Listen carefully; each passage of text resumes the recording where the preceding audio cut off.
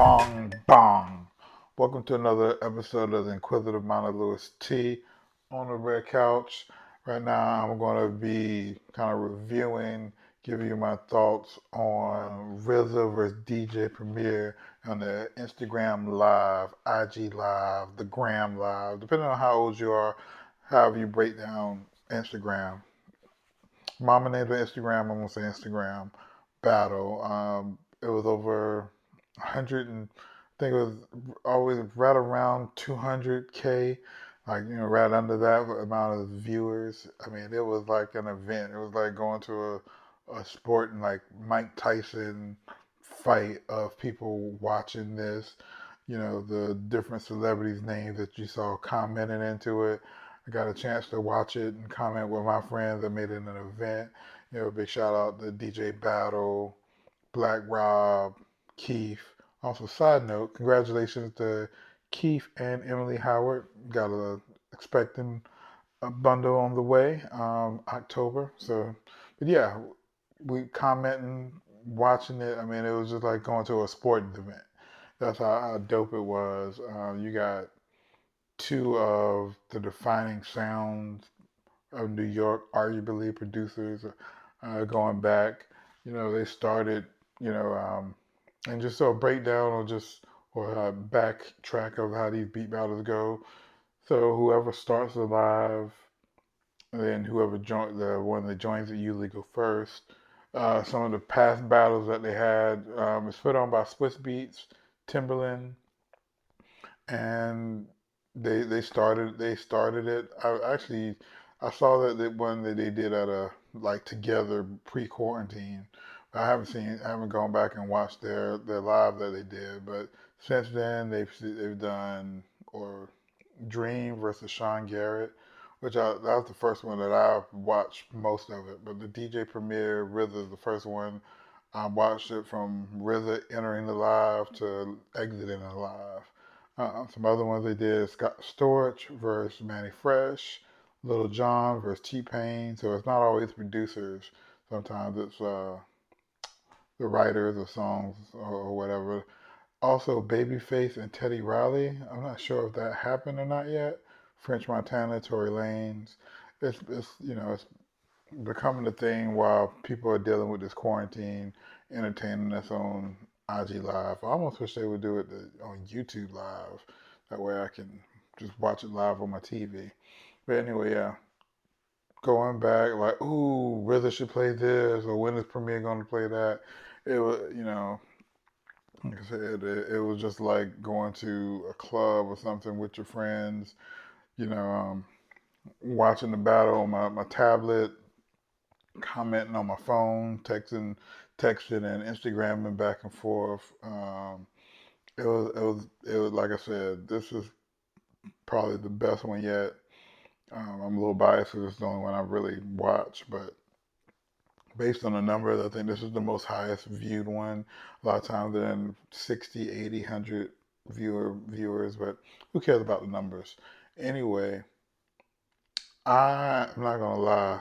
Like I watched the Ninth Wonder had a post prior to this battle, just talking about how important DJ Premier has been to hip hop, how integral he's been in like the whole Mount Rushmore of albums, producing tracks on Biggie's album Ready to Die, Jay Z's debut album Reasonable Doubt, and of course Nas Illmatic, the first Five Mike album, and also doing other noteworthy songs like Come Clean, um, D'Angelo Voodoo tracks. So I was thinking about that, but because RZA hasn't done that much, he's done stuff outside of Wu-Tang, but a lot of stuff is Wu-Tang centric. But Wu-Tang is so vast that is its own thing. So I was going in thinking that it was gonna be a slaughter. Thought DJ Premier is gonna it wasn't even really gonna be a big contest. Not discounting RZA, but just thinking that Premier is gonna have like a deeper stride to go through. And and watching it, it seemed that way. But shout out to my other homeboy Dundee. Talked to him today, and he was just saying people in the chats are saying RZA RZA got it. So it made me go back, rewatched it on YouTube. If you're watching this on my YouTube, I'll have a link below. And if you're not watching this, if you're watching this on Facebook, maybe Instagram, wherever this is uploaded, go to my YouTube, type in IMOLT podcast, hit subscribe. Thank you in advance. And if you're feeling froggy, like it, comment on the video, share it with a friend. So I went back. I watched the video. It was a little bit cleaned up, no lag, and I thought for some reason I thought RZA came through started out kind of weak, but he actually came pretty like a nice. Cause you don't want to come out. You don't want to.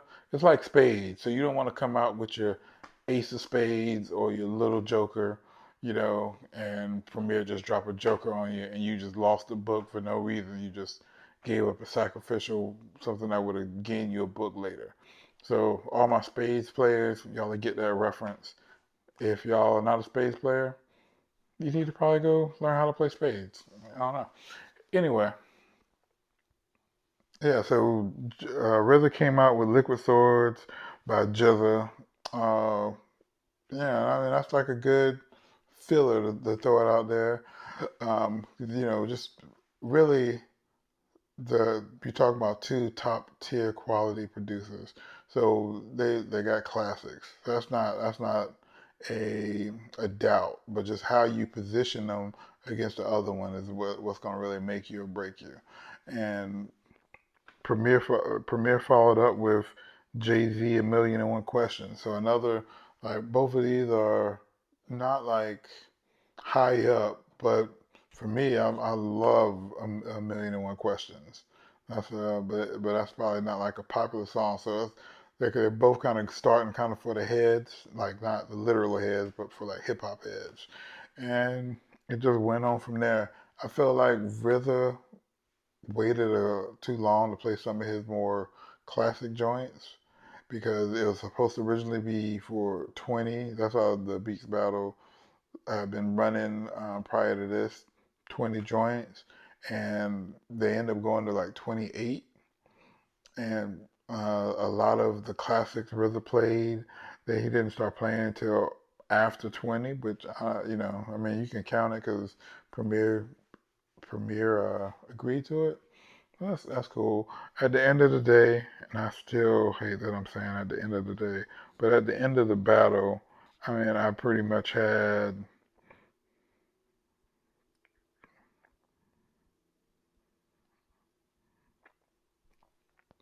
at the end of the battle, I had Premier 13, RZA 10, and I said it was like a draw 4. Before the bonus rounds, I had it Premier 10, RZA 6, and it was still like a draw 4. Like I felt like RZA swept the first 4 and everything after 20. That's what I'm saying. I don't know why he didn't come with some of that prior till. I feel like RZA wasn't just he was just kind of going with it, and he was just happy to be there, which is cool. Like I'm gonna say one of those corny lines I saw on Facebook. It wasn't to me Premier was the winner, but us as hip hop fans, we were the real winners. You got to hear them talk about their relationship with one another, other MCs, some of the stuff going behind how they made those songs. I thought all that was really dope. I can't wait to see another one. Another conversation that me and my friends was having. What would be another good battle? And I got this from the Jill. Diddy versus JD, Jermaine Dupri, like an executive producer kind of battle. And that, I really, again, kind of like this. I think that's Diddy all the way. Diddy has more of a reach, I feel, than Jermaine Dupri, but maybe I don't know. Maybe I'm not familiar with Jermaine Dupri's catalog. Also, we was just thinking of when I was thinking this was going to be a blowout and Premier was just going to blow out RZA. I was thinking who would be someone that would be good to match up with RZA. First, I was saying Rick Rubin, but I think maybe I would like to see Pete Rock, either maybe Pete Rock versus Premier, or someone else, maybe Large Professor. I don't know. All right, what do you think? Did you watch the beat battle? Are these interesting to you? I know I got some friends that thought they were boring, and some of these have been boring. I think what kind of kept me engaged is my friends being engaged and kind of watching it with them, but just cause sitting there watching it like on your phone is just like, eh. I mean, luckily I have my tablet, could watch it on that while interacting with them on my phone. I don't know. And so, last but not least, check out my Marvel Theory Monday video coming out. I'm doing it. I got a theory for Thor 4, Love and Thunder. Also, Tuesday, I got a part 2 episode with Brian Granger, talking about more about him and making sure you follow him on TikTok. Also, Thursday, I'm doing a part 2 with my brother, Pop Casso. He got a single coming out this Friday, so we debut his song on my show, and we just talk about more about his new album.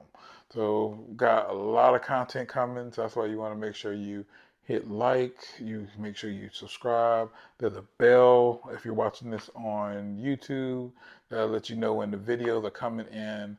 Thank you, everyone. Quizlet Amount of Lewis T, and I'm out. Bong, bong.